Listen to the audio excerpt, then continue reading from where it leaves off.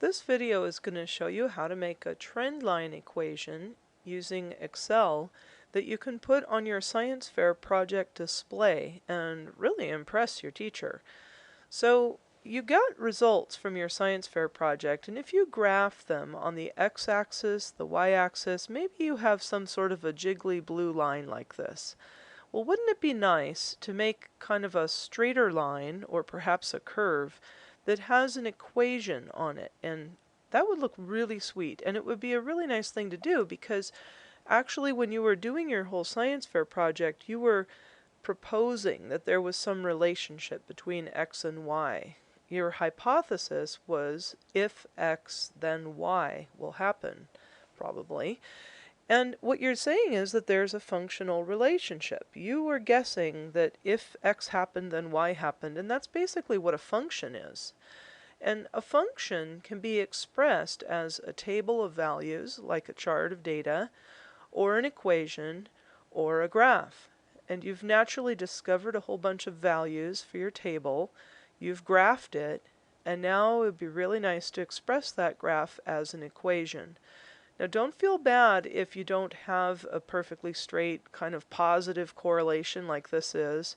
Maybe you have a negative correlation as x increases, y decreases, or maybe you've discovered there's really no relationship at all between x and y. Your independent variable and your dependent variable have like no correlation at all.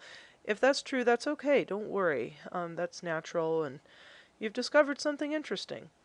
But if there is a positive or negative correlation, you can create an equation to describe that. And it's a very powerful tool for science fair projects, and I want to show you how to do it. So here, if you have your x values and your y values on a data chart in Excel, you highlight your data itself, and you want to make a line graph of this, but paradoxically, you do not insert a line graph like you would think. You actually have to go to XY scatter plots and pick the one that has the curvy lines connecting it. That will give you a nice little line there. Different versions of Excel are going to show different ways to find a trend line. I'm using Microsoft Excel 10 for PCs. If I right click on the data field right there, I get all these options. I go down to Add Trend Line, and I have some options here. I'm going to pick linear because I happen to know that my data is mostly a line.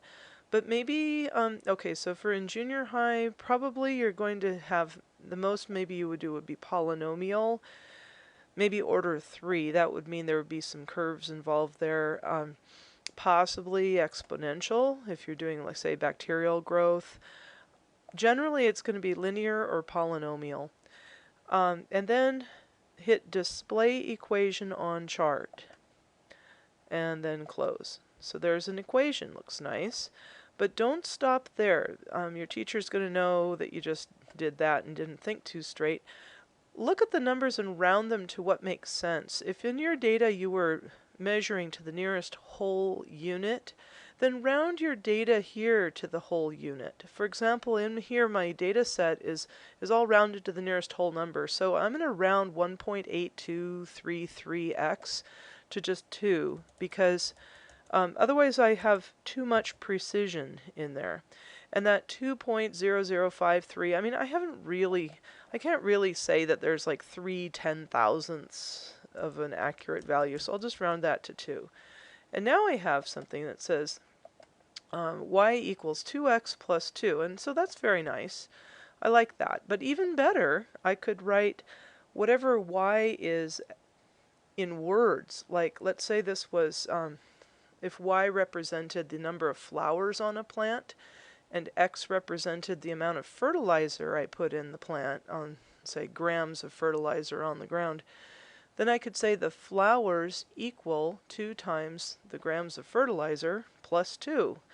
So in other words, I'm substituting whatever variables you were measuring for y, put that word there. And whatever variable you measured for x, put that word there. And then you've got a very powerful predictive tool that you can have on your graph.